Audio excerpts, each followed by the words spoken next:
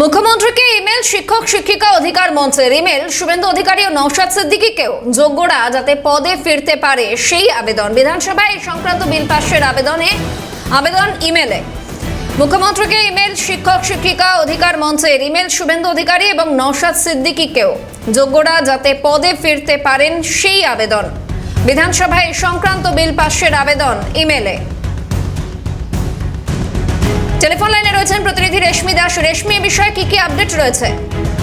দেখো, যোগ্য শিক্ষক শিক্ষিকা অধিকার মঞ্চের পক্ষ থেকে ইতিমধ্যে মেল পাঠানো হয়েছে মুখ্যমন্ত্রী মমতা বন্দ্যোপাধ্যায়, বিরোধী দলনেতা শুভেন্দু অধিকারী এবং ভাঙড়ের যিনি বিধায়ক রয়েছেন নওশাদ সিদ্দিকীকে।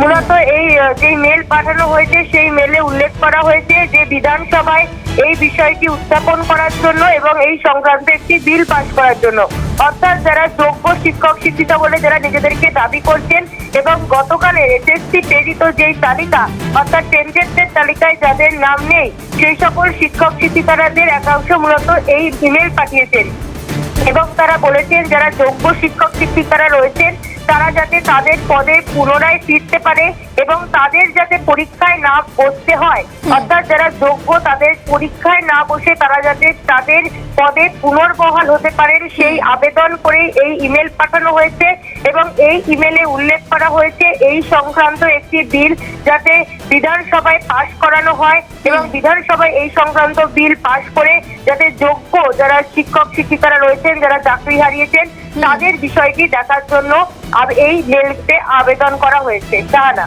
ধন্যবাদ রেশমি।